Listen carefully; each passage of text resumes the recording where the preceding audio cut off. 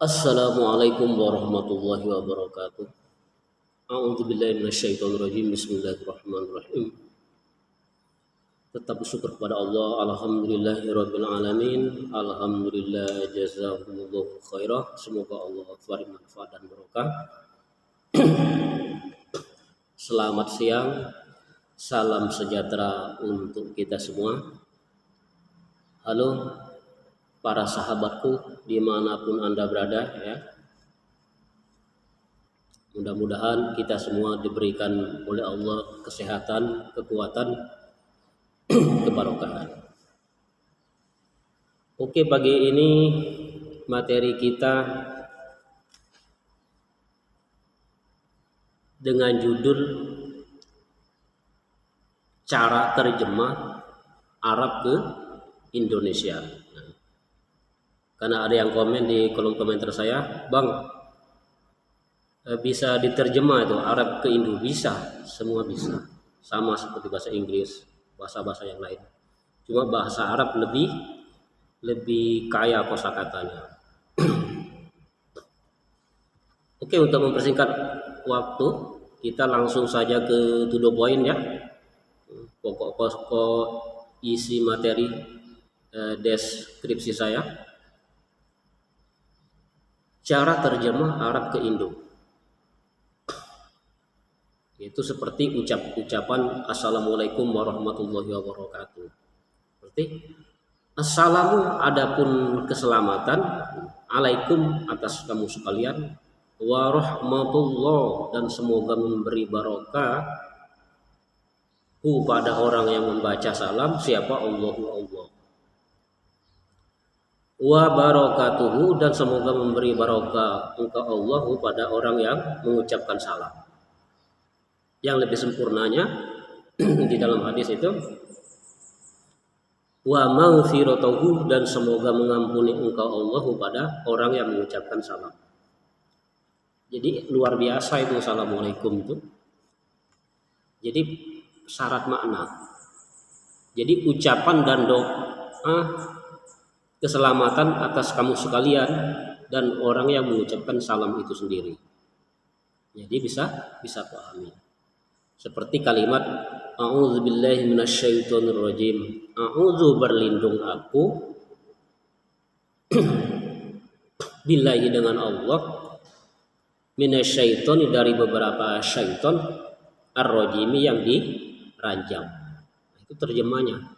Tapi cara menerangkannya, aku berlindung kepada Allah dari godaan setan yang terkutuk. Itu makna global. Tapi kalau makna aslinya, aku berlindung kepada Allah dari beberapa syaitan yang diranjam. Itu makna asli. Lalu ada yang tanya, loh Pak Ustadz, ya mana yang benar? Ya semuanya benar. Cuma terjemahan aja ada yang asli, ada yang secara global, seperti itu. Ada yang secara umum. Seperti kalimat Bismillahirrahmanirrahim. Bismillahi dengan menyebut nama Allah. Ar-Rahman, zat yang maha pengasih. Nah, itu terjemah asli ya, makna aslinya, arti yang aslinya. Ar-Rahimi, zat yang maha penyayang. Tapi prakteknya cara menerangkannya, menjelaskannya dengan menyebut nama Allah yang maha pengasih lagi maha penyayang. Itu makna secara global. Jadi kita harus mengerti mana kalimat kosakata bahasa Arab itu semuanya bisa kita terjemah dalam bahasa Indonesia. Tujuannya apa? Supaya kita bisa mengerti, bisa memahami, bisa meyakini. Kalau kita nggak ngerti, bagaimana kita mau paham?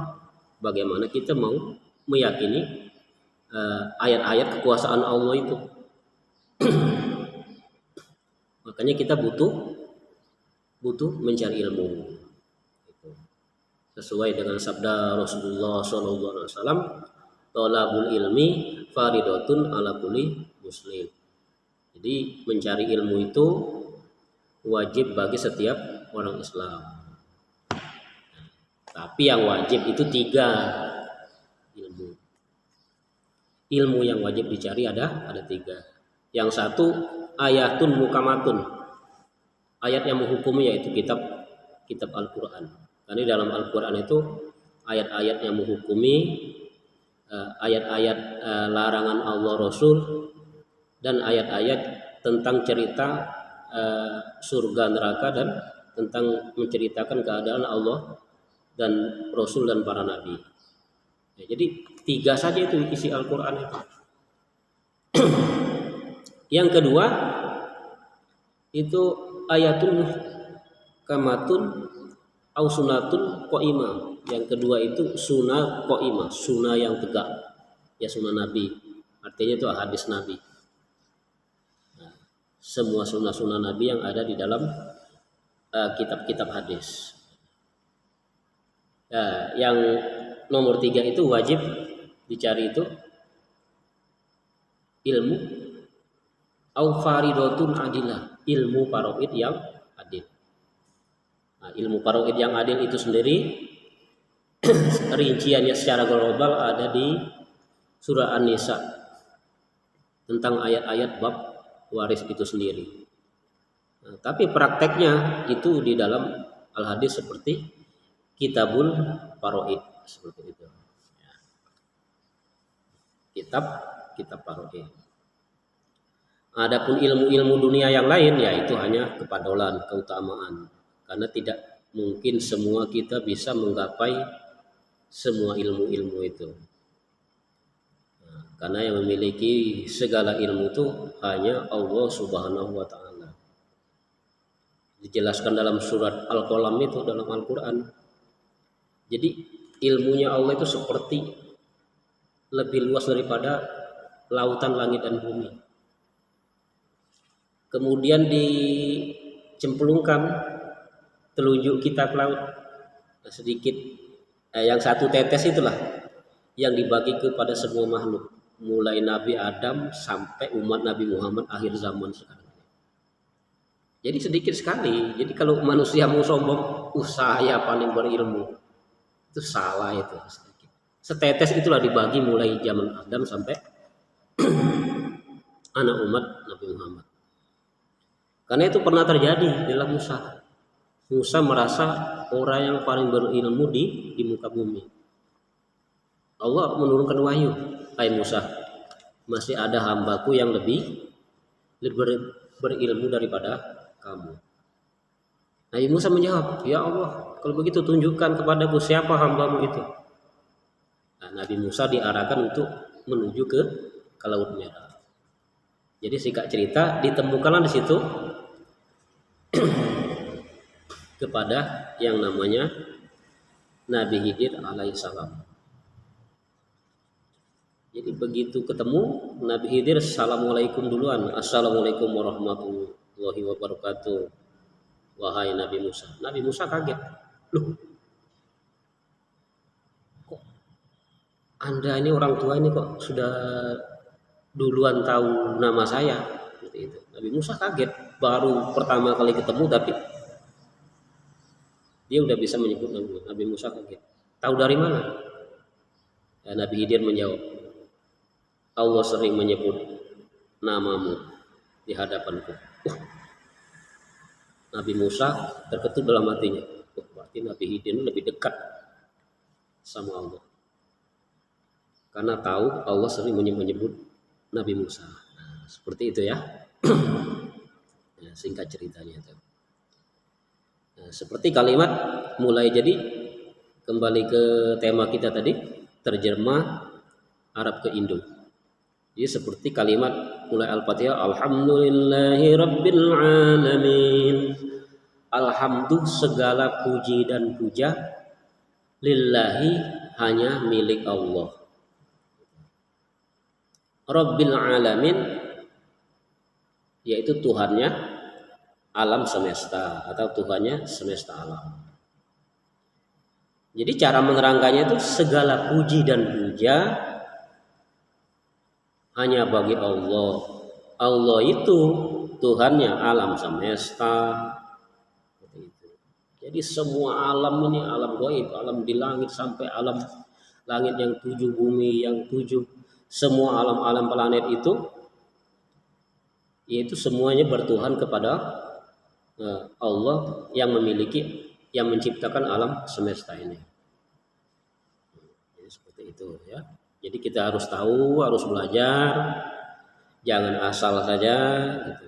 Jadi per kalimat, mulai kalimat Al-Fatihah itu alhamdulillahirabbil alamin sampai minal jinnati wan nas, Al-Qur'an 30 juz itu kita bisa mengerti, bisa paham, bisa meyakini. Karena kita tahu persis.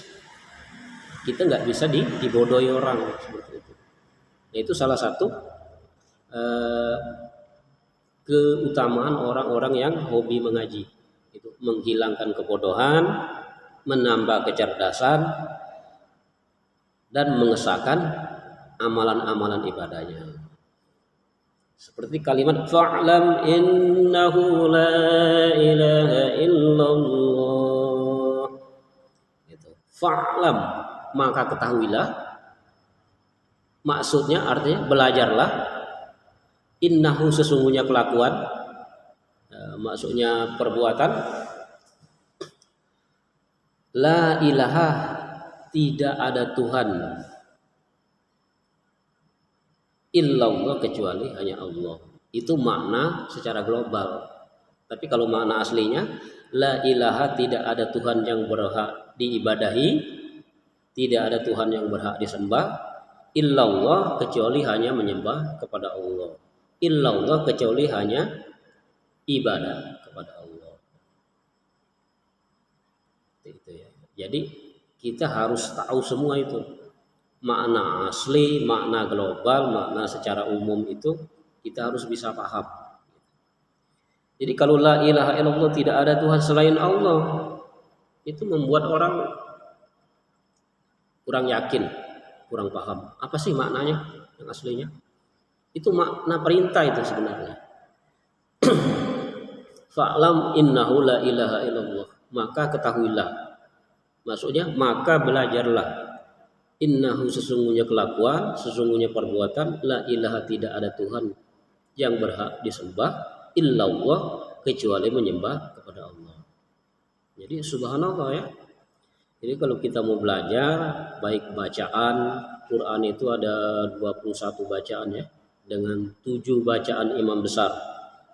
Cuma umumnya umat Islam seluruh dunia itu hobinya membaca bacaan Imam Hafiz. Siapa sih Hafiz itu? Nah, Imam Hafiz itu imam bacaan. Ada nama aslinya di dalam hadis. Seperti bacaan Imam Warshi, Imam Warosh. Nah, itu juga bacaannya dialeknya berbeda. Memang Nabi mengajarkan seperti itu. Jadi Nabi itu di mana desa-desa Arab yang lain, maka Nabi membacakan Al-Quran sesuai dengan dialek bangsa Arab itu sendiri. Karena Arab juga luas ya. Jadi simpel aja. Kalau bahasa Arabnya ya Nabi Muhammad ya Nabi Muhammad begitu. Kalau bahasanya Arabnya agak ke seperti Palestina ya Ahmad begitu. Kalau Muslimnya orang Maroko bilangnya Muhammad gitu. Tidak masalah, benar semua. Kalau orang Indonesia bilang Muhammad, kalau orang Indonesia bagian timur seperti suku Bugis Muhammad, Nabi Muhammad, ya tidak masalah, tapi maksudnya ya itu. Makanya kita harus luas wawasan kita masalah ilmu terjemah ini, karena banyak dialek di dunia ini. Kita di Indonesia aja sudah ribuan dialek kita. Jawa saja sudah berbeda. Jawa Timur itu agak kenceng kalau baca Al-Quran. Giliran Jawa Tengah, Solo lembut, halus. Jogja itu cara baca Qurannya lembut dan halus. Nanti suku Jawa Tengah sudah lewat, Jawa Barat belum, ngapak. Nah itu lucu lagi. Tapi ya benar, bacanya benar. Nanti Jawa Barat, Bandung berbeda lagi cara dialeknya. Ya itulah anugerah Allah di muka bumi ini. Jadi walaupun kita dengan membaca yang berbeda-beda dialeknya, yang penting itu benar, yang penting itu barang benar, yang penting dibaca itu ayat-ayat tanda kekuasaan Allah. Jadi alhamdulillah ya sahabatku, sahabatku dimanapun Anda berada.